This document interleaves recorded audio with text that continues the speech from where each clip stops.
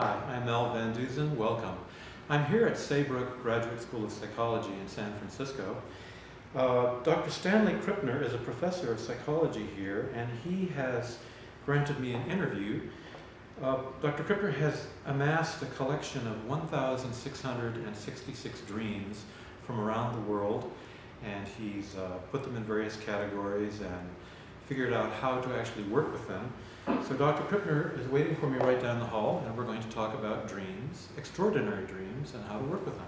So join me.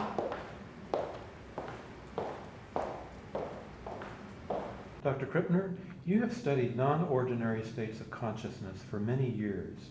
What piqued your interest in this subject? What got you started? Actually, I've been interested in non-ordinary states of consciousness ever since I could remember. I became interested in my dreams when I was very young, and then at about the age of 12, while awake, I had a sudden premonition that my uncle had died. And I was in my room and heard downstairs the phone ring, and then I heard sobbing and crying, and indeed my cousin had just phoned my mother saying that her father, my uncle, had just died.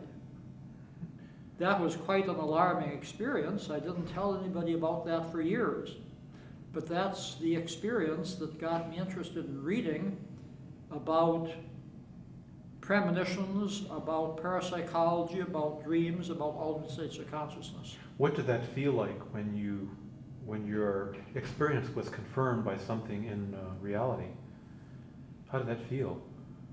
It felt not so much like a shock, but as a sadness, because I certainly was sad that there had been a death in the family involving somebody who was fairly young. And I had read about such experiences before, so it was not exactly a new area for me. I guess I thought, well, what I've been reading about all these years has now happened to me. And so it became very personal. Now, after all these years have gone by, how do you understand this experience now, after all your experience? Well, first of all, of course, it could have been a coincidence. Secondly, it could have been faulty memory, although I did tell people about it, but not until several years after the event had occurred. And third, it could have been what we call a precognitive experience, a glimpse into what in Western time we call the future, which is not the only way that one can conceptualize time, of course. Right. In many Native American traditions, we would simply say this was a long shadow, and that the present consists of being at any point in terms of the long shadow or the tall body or the long body. There are different names for it, and they don't have so much of a problem with these anomalies of time and space as Westerners do. Why do Westerners have a problem with this? Westerners come from the tradition that most everything is linear. Past, present, and future, cause and effect, and the things don't happen all at once. And many of the indigenous traditions I've visited take a very different view of time. The time goes in spirals and circles. Time weaves in and out. And indeed, things can happen all at the same time. Minds can be interconnected. Events can be interconnected. And there's not this rigid separation that we get in a lot of Western thinking. Now, of course, all of that is changing because we've got some of the implications of quantum mechanics. We have chaos theory, complexity theory, systems theory. We have a lot of cutting-edge theoretical ideas and concepts by very respected and indeed brilliant people whose efforts are gradually eroding the very simplistic linear point of view that was so common in Western thought for many, many years. Mm-hmm. Now you've done a cross-cultural study of dreams, and you have amassed a collection of 1,666 dreams, and one of your books goes into this in some depth. The book is Extraordinary Dreams and How to Work with Them. Could you tell us a bit about how you amassed this collection of so many dreams? Well, actually, I collected this number of dreams during dream workshops I did in different parts of the world. And in 7 countries of the world, I did enough dream workshops to obtain at least 100 dreams from 100 different women, 100 dreams from at least 100 different men, and statistically, that's the minimum number that you need to make comparisons between the genders using a standard scale developed by 2 friends of mine, Calvin Hall and Robert Van de Castle, that have 50 different content items in them, ranging from tools and implements to cosmetics and makeup, to clothing, to children, to aggressive interactions, to sexual interactions, all the major things that happen in dreams. And so what my associates and I have been doing is to compare males and females in these different countries, and that gives us a glimpse as to what the gender differences are in dreams, and then we ask, now how could those gender differences mirror what is happening in the country itself? We've gone into the United States, of course, but also Brazil and Argentina and England and Russia and Ukraine and Japan. So yes, we have quite a unique collection, and the book Extraordinary Dreams has examples from dreams from around the world, and then the professional journals like Dreaming and Imagination, Cognition, and Personality have write-ups of what we found out about each country. Mm-hmm. Like Joseph Campbell, you feel a dream is a personal myth. How can a dream be a personal myth? And how can one work with a dream that is a personal myth? I would also say that a myth is a collective dream. Yes. Because both dreams and myths tell stories, and the most profound dreams are very myth-like in terms of addressing critical existential issues that affect our lives and affect our behaviors. That, after all, is what a myth does. It's a pathway for living. Sometimes it's a helpful myth, sometimes it's not a helpful myth. We're used to thinking of myths in terms of Beowulf, the Iliad, the Odyssey, the great Arthurian epics, Native American myths, Australian Aboriginal myths. But each of us has a personal myth. Each of us has a philosophy, a worldview, a schema by which we run our lives. And I think that those are deserving of the word myth also. And we examine how this myth directs our actions in the world. Now, if you think of a dream as a myth, then you're at home with the metaphors and the symbols in the dreams, the storytelling in the dreams, and the way that it applies to decisions that need to be made in your life, what you need to know to bring your full potentials into being, and maybe what you're doing that you shouldn't be doing. Because dreams, I think, have a self-corrective mechanism. They're fond of making fun of us when we're going down the wrong track. So how can one work with a dream that becomes a personal myth? One can work with a dream that might have personal mythic elements in it by looking for the story in the dream and telling the dream as if it is a story.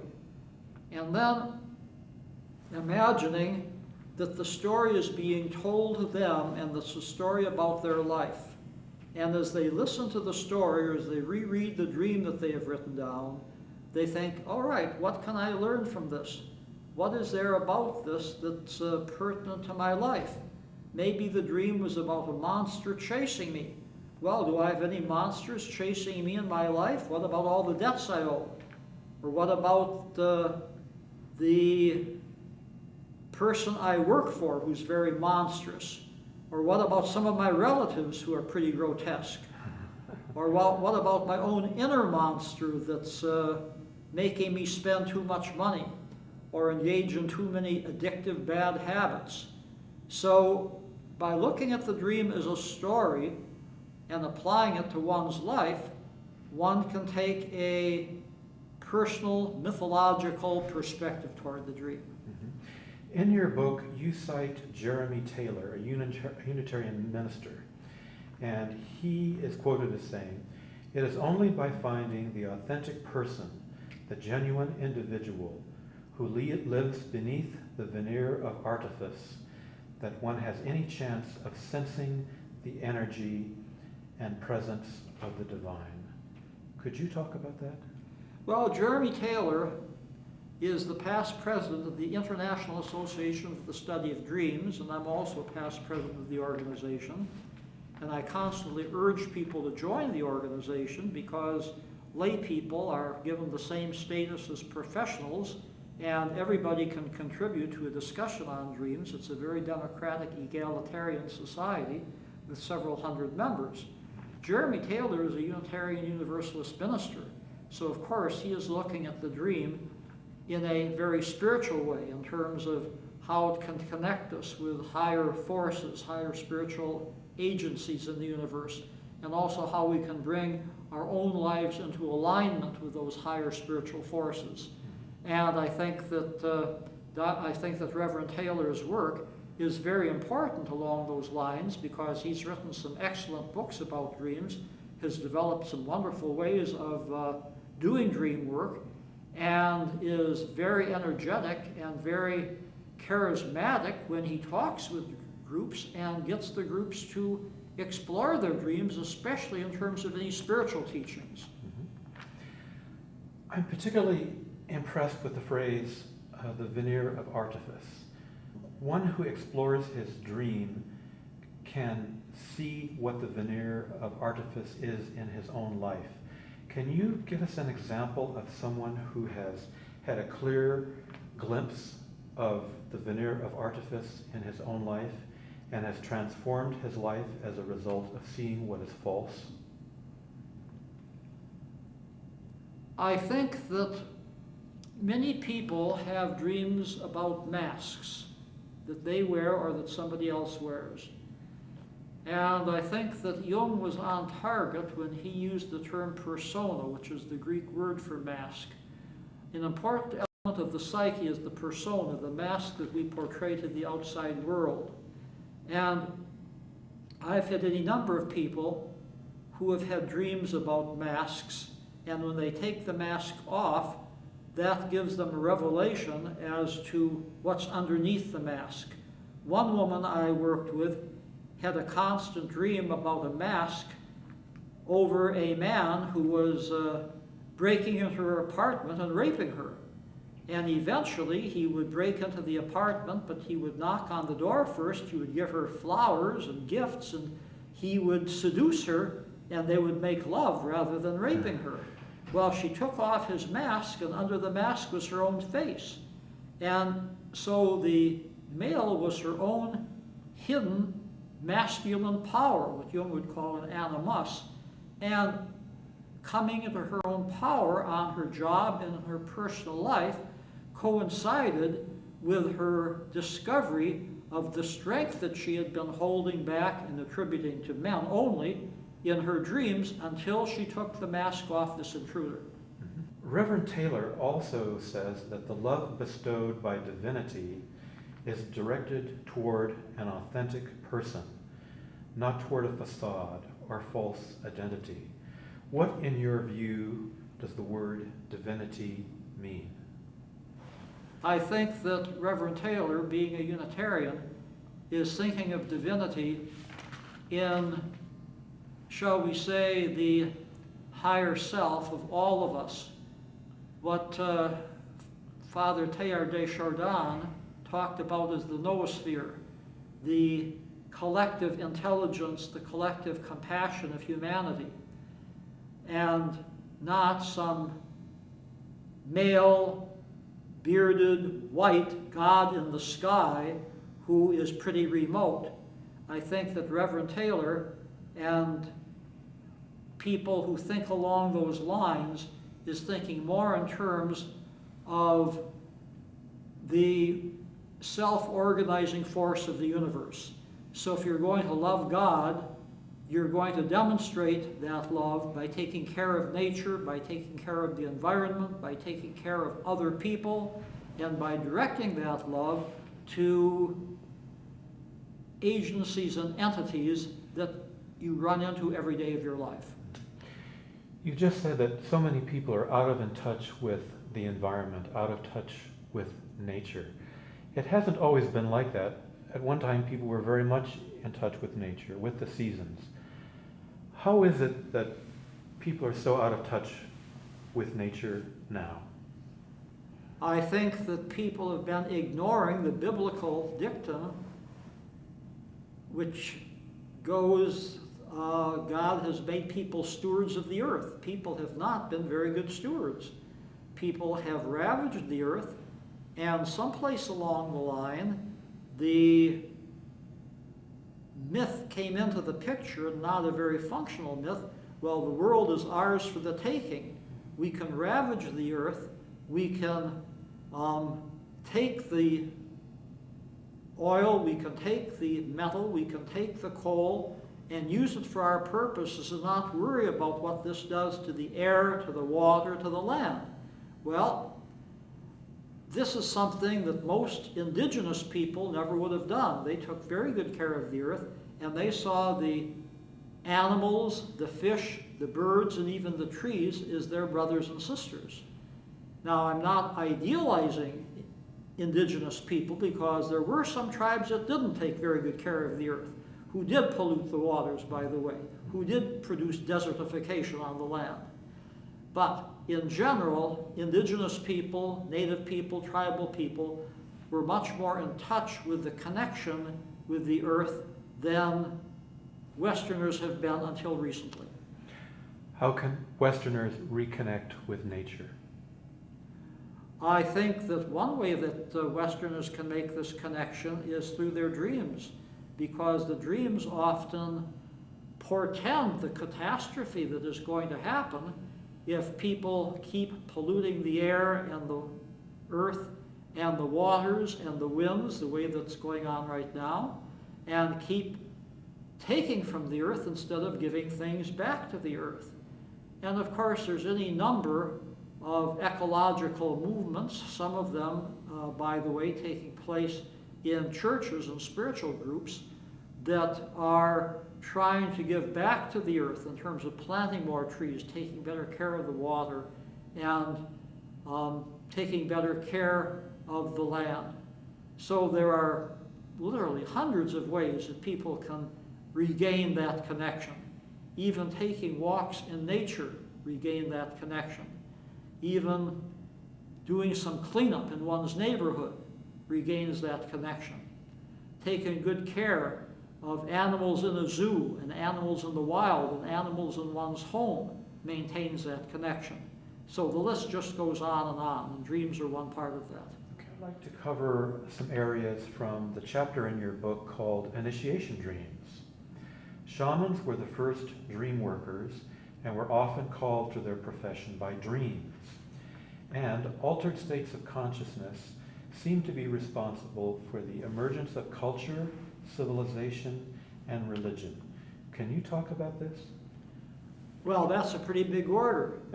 But certainly, by shamans, we mean men and women who had access to knowledge that other members of their community did not have.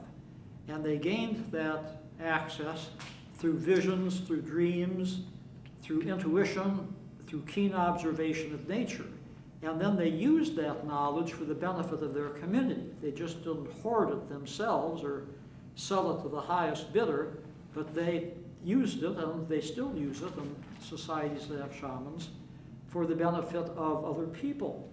Now, this is a profession, sort of a noble profession and a self-sacrificing profession in many ways.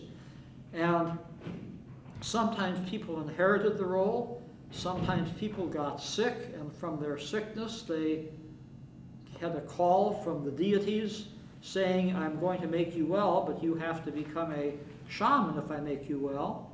And sometimes they were called in a dream. And in the dream, the spirits would come and would notify them that their call was to become a shaman, or whatever the word was used in that particular society. Each society had its own term. Shaman was used in the Siberian tribes, and then gradually anthropologists generalized that to what people were doing in other tribal situations around the world. Now, shamans were great innovators because when the culture faced a crisis, maybe the game had run out and they couldn't find anything to eat, maybe there were no vegetables to forage or no fruits on the trees. The shamans had to use their intuition and use their dreams to suggest another place for the tribe to go. And that's why we call them hunting and gathering tribes. They would go where they could hunt, they would go where they would gather. Now, after several 100,000 years of this, tribes settled down and agriculture came into the question. When agriculture came in, shamans sort of went out of the picture because spirituality became organized and we had priests and priestesses running the show, and they instituted rules and laws and closed systems, whereas shamanism was always an open system. And by open, I mean they were always looking for ways to make the community better. Now, organized religion had its own contributions to make, of course, in terms of Western culture and Eastern culture and Northern culture and Southern culture. But it was a different kind of contribution. It was in a box. It was run by rules. It was run by dogmas. And now we're having a rebirth of shamanism because people are seeing the value of taking what the shamans learned and applying it to contemporary problems. We have a society of shamanic practitioners who are using principles of shamanism to treat sick people, both mental illness and physical illness.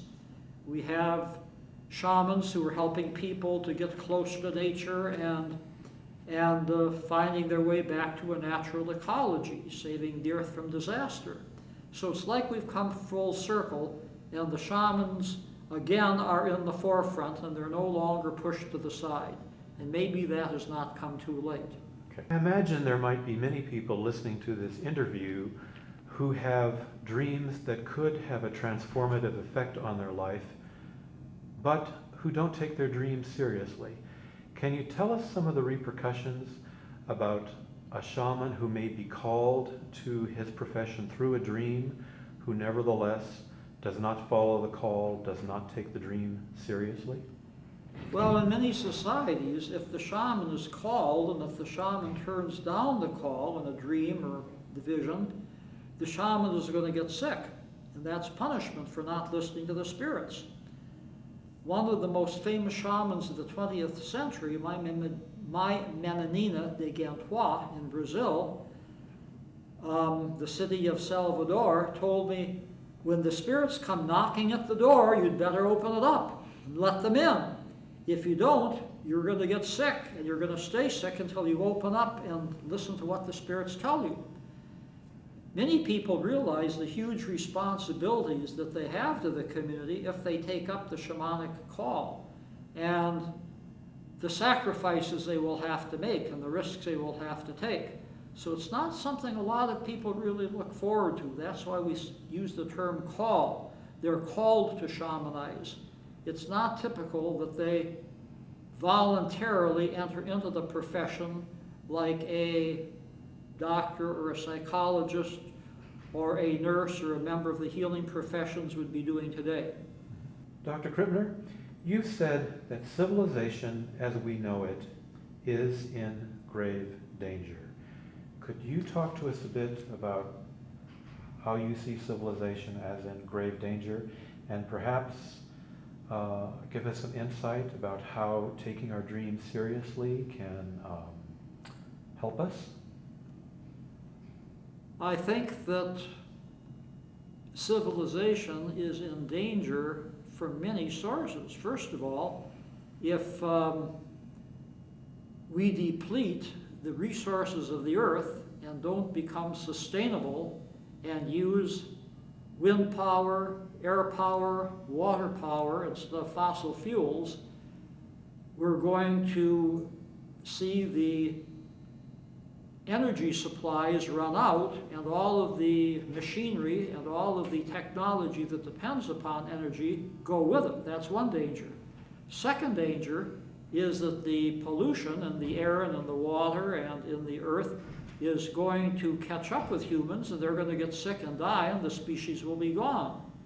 And the third danger is from religious fundamentalists from many different religions who really don't care very much about Western civilization or Eastern civilization, any type of civilization other than their own, because they see it as blasphemous, as against what they consider the right and moral thing to do. And they don't mind if libraries get blown up, if museums get blown up.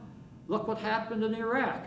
When the United States invaded Iraq, the museums were the last thing that was on the invaders' mind. And people went in and looted the museums, and this legacy of Iraq, one of the oldest civilizations in the world, was lost, and very few museum pieces have come back together again.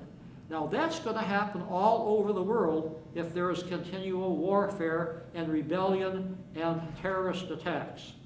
There are going to be bastions of civilization like libraries, like places of worship, like repositories of information, like museums, gone, bombed, put to the torch. So on many different levels, civilization is in danger as I see it. Have you recorded premonition dreams that give reference to what you just said and show us a way out of this catastrophe? Catastrophe dreams are coming in now more than ever before. And I think that in one sense it's a good thing because people realize the fact that the Earth is on the brink, or as Al Gore put it, Earth in the balance. Yes, it certainly is. And some action needs to be taken to put it back into some sort of equilibrium. The native indigenous people used the word balance very frequently and felt that balance was very important in their own lives, in the community's life, and in the life of the world. And in our book, Extraordinary Dreams, we discuss many of these types of dreams and how initiatory dreams, dreams of initiation, and spiritual dreams, dreams about the connection with the divine and the sacred, can mobilize people and help them to literally save our planet and save civilization as we know it. Well, Dr. Krippner, you've given us a lot to think about. I'd like to thank you very much for your book, Extraordinary Dreams and How to Work with Them, and for your work as a psychologist and doing all the wonderful studies that you've done. Thank you. Thank you very much for being here. It's a pleasure. Okay, thank you.